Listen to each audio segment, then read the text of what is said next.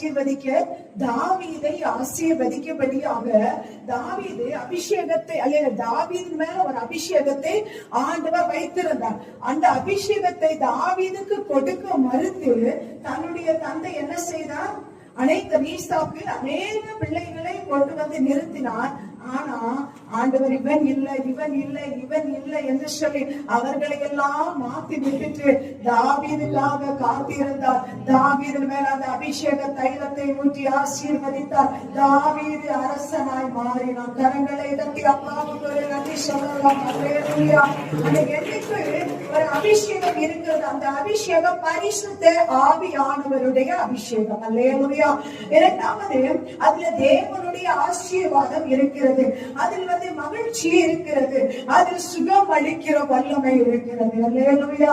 என்னைக்குள்ள என்னெல்லாம் இருக்கிறது? அபிஷேகம், ஆசீர்வாதம், மகிழ்ச்சி, சுகம் அளிக்கிற வல்லமை, பந்தி ஆயத்தப்படுத்துகிறது, சத்துருக்களுக்கு முன்பதால் விசேஷமாய் நடத்துகிறதான ஒரு வழி நடத்துதல். அல்லேலூயா. அதற்கு ஆதாரமாகத்தான் சங்கீதம் 23:5 வாசிக்கும் போது, முதலாவது வாசிக்கலாமா? 23:5 வாசிக்கும் போது வாசிங்க. என் சத்துருக்களுக்கு முன்பதாக எனக்கு ஒரு பந்தியை ஆயத்தப்படுத்தி என் தலையை எண்ணெயினால் அபிஷேகம் பண்ணுகிறேன், என் பாத்திரம் நிரம்பி வருகிறது. அல்லேலூயா. முதலாவது ஆண்டவர் என்ன செய்கிறார் சொன்னா, தலைய எண்ணெயால் அபிஷேகம் பண்ணுகிறார். அல்லேலூயா. முதல்ல அந்த அபிஷேகம் வந்ததற்கு பின்பதாகத்தான் அல்லேலூயா என்ன நடக்கிறது சொன்னா, அல்ல நிரம்பி வழிகிறது. அல்லேலூயா. ஒரு அபிஷேகம் நமக்குள் வந்தால் மாத்திரம்தான் எந்த ஒரு காரியமும் நிரம்பி வழியும். அல்லேலூயா. எந்த ஒரு விஷயத்திலையும் நிறைவு உண்டாகும். அல்லேலூயா. நிறைவு எங்க உண்டாகும்?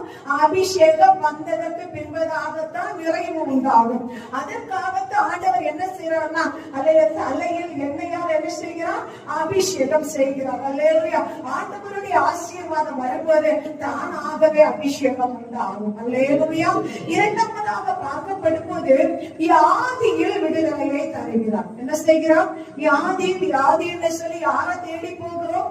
மருத்துவர்களை தேடி போகிறோம். நம்முடைய தெய்வம் ஸ்பெஷல் டாக்டர். அல்லேலூயா. வாசிக்கலாம். யாக்கோபு 5:14 வசனத்தை ஒருவர் சப்தமாய் வாசிக்கலாம். வியாதியில் விடுதலை தருகிற தெய்வம். அவர் சொல்ற, நீ எண்ணெய் பூசி ஜெபிக்கும் போது வாசிங்க. யாக்கோபு 5:14 வசனத்தை ஒருவர் சப்தமாய் வாசிக்கலாம்.